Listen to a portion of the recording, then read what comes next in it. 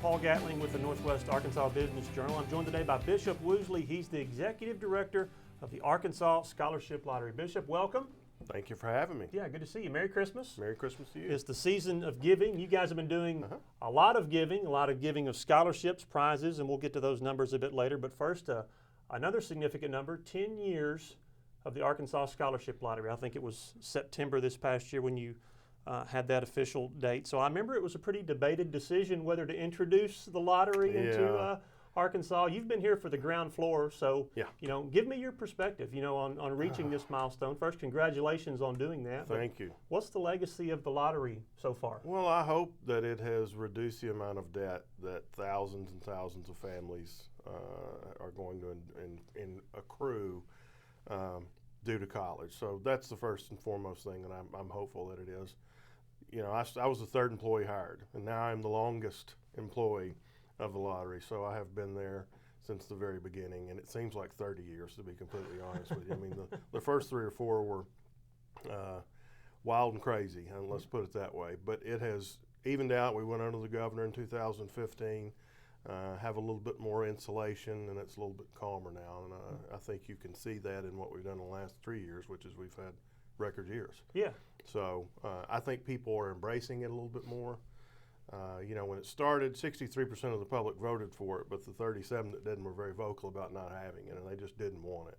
And that's understandable. But I think once it starts touching people, either you win or your son gets a scholarship or you get a scholarship or maybe you're a retailer who's been paid, I think it just becomes a little bit more acceptable.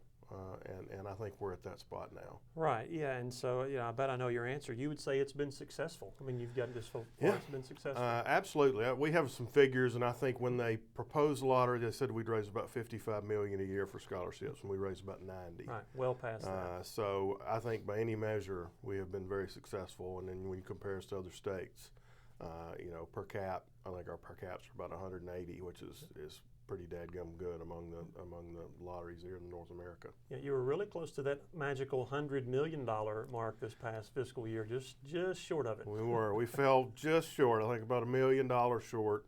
We'll get there someday.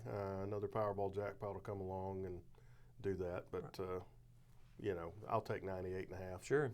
All right. So that average out 10 years, about almost $1 billion raised in the first decade, roughly $100 million annually. So remind our viewers the breakdown of where that money goes. Of course, you're paying prizes, but this is the Arkansas Scholarship Lottery. There's a very important educational component. Right. We pay prizes, and prizes are very high. I mean, if people don't win, they're not going to play. So our prize percentage is about 67%.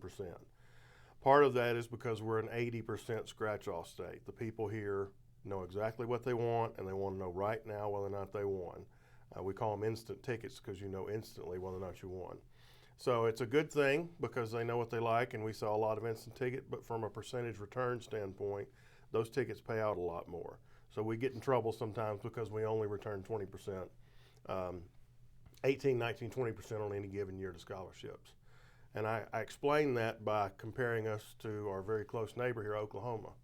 Oklahoma returned 35% for years and years because they were statutorily required to.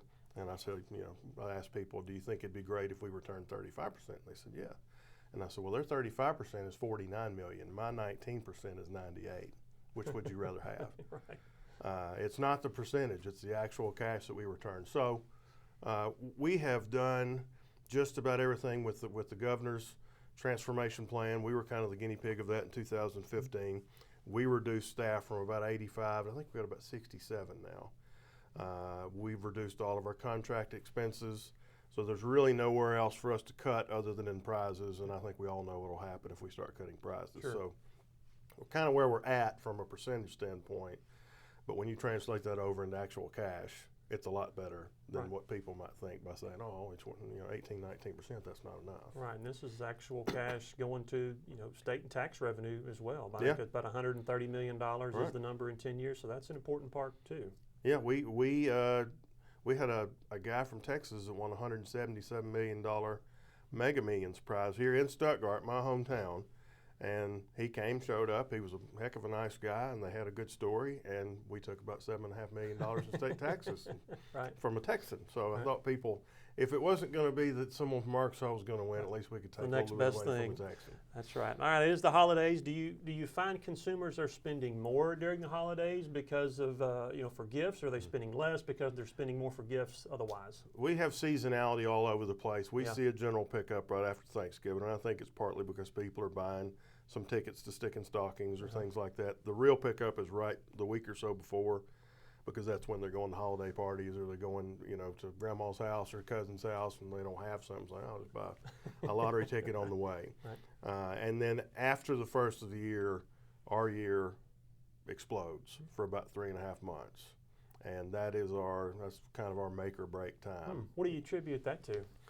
Well, I think people are done with the holidays. Mm-hmm. They're not traveling to football games. There's only so much discretionary money, and we compete with all of it.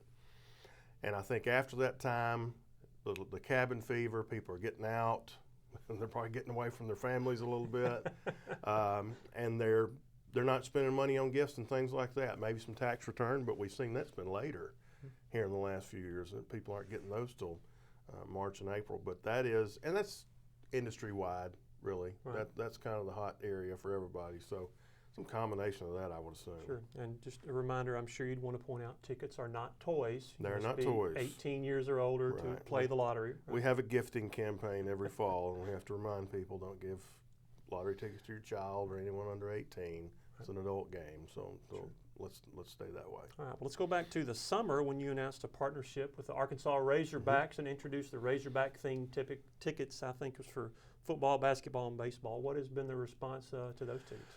Very good. Right. It's probably not our best-selling $5 ticket, but what we find is we release a brand new set of tickets the first Tuesday of every month. Okay. And when you release tickets, we release 4 or 5.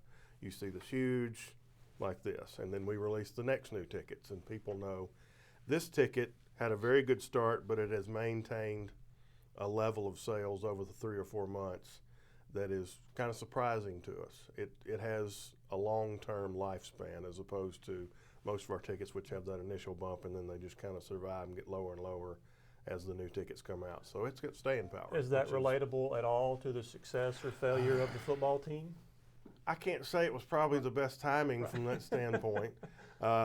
We have basketball and baseball themes in there too. So basketball team's doing pretty good. Maybe Mr. Pittman will get people fired back up about football, and if it's around long enough, Coach Van Horn maybe. Yeah, you'll get some good data to compare that to, I'm sure. So, so we're about to flip the calendar to 2020. Anything new on the horizon? Any new programs or games or initiatives from the lottery? It's a never-ending churn of games out there. We put out about 50 games a year, scratch-off games.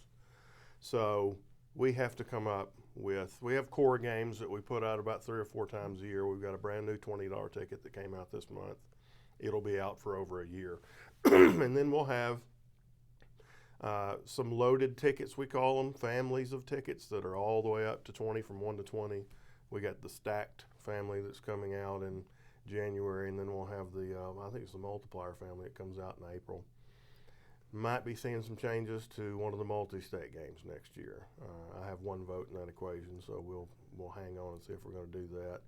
The interest rates have had an impact on the growth of the jackpots, and so every 2 or 3 years we kind of have to refresh those games, so we'll see what that brings. Yeah, the interest rates impact that. What else are the big impactors that you look at daily or weekly as a group that are determining how much money you're bringing in?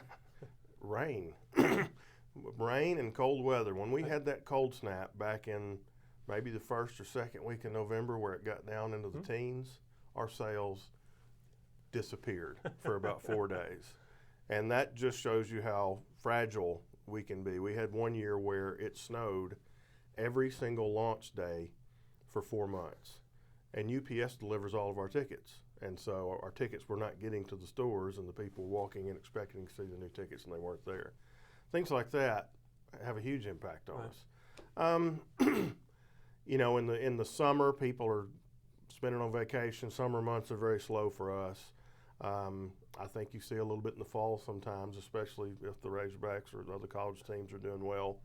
People are driving to games and buying hotel rooms and things like that. So anything like that can have an impact on us. Sure. Stuff that makes you pull your hair out, right? That's why I'm bald. After 10 years, I don't have a lick of hair. All right, very good. He is Bishop Woosley with the Arkansas Scholarship Lottery. Thanks very much for being here. Thank you for having me. All right, good to see you. As always, we appreciate you tuning in. I'm Paul Gatling. See you next time.